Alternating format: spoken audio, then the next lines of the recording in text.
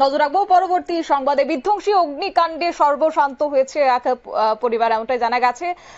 বিশেষ করে বিনয় মজুমদারের বাড়িতে আজ গিয়েছেন ৩৫ বিলোনিয়া মণ্ডলের সভাপতি সায়ন্তন দত্ত সহ নেতৃত্বরা। গতকাল বিলোনিয়া মহকুমাধীন পূর্ব কলাবাড়িয়া গ্রাম পঞ্চায়েতের মাইছড়ায় গাছবাড়িয়া এলাকায় বিধ্বংসী অগ্নিকাণ্ডে সর্বশান্ত হয়েছেন বিনয় মজুমদার এবং তার খোঁজ খবর নিতে আজ গিয়েছেন ৩৫ বিলোনিয়া মণ্ডল সভাপতি এবং তিনি সভাপতি বাড়ির প্রত্যেকের সাথে অগ্নিকাণ্ডের ঘটনা সম্পর্কে কথা বলেন এবং অবস্থা দেখে দুঃখ প্রকাশ করে পরিবারটির পাশে থেকে সমস্ত রকমের সহযোগিতা করার আশ্বাস দিয়েছেন। কি রয়েছে বিস্তারিত শুনুন।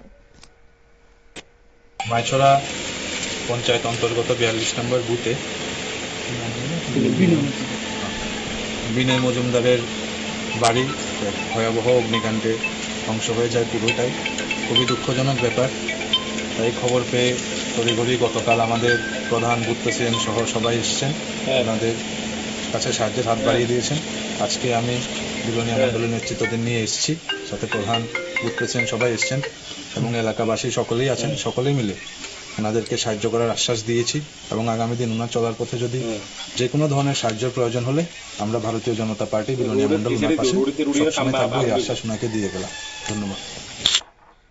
আপনারা শুনলেন মণ্ডল সভাপতির বক্তব্য। অবশ্য এছাড়াও আজ তিনি পরিবারের প্রত্যেক সদস্যদের হাতে তুলে দেন নতুন বস্ত্র এবং যাতে পরিবারটি আপাতত খেয়ে পড়ে থাকতে পারে তার জন্য কিছু আর্থিক সাহায্য করেন তিনি। মণ্ডল সভাপতির আশ্বাস পেয়ে বিনয় মজুমদার এবং তার পরিবার কিছুটা হলেও আশ্বস্ত হয়েছেন। মণ্ডল সভাপতি আজ বলেছেন বিজেপি দল যে কোনো সময় যে কোনো পরিস্থিতিকে পরিবারটির পাশে দাঁড়াবে।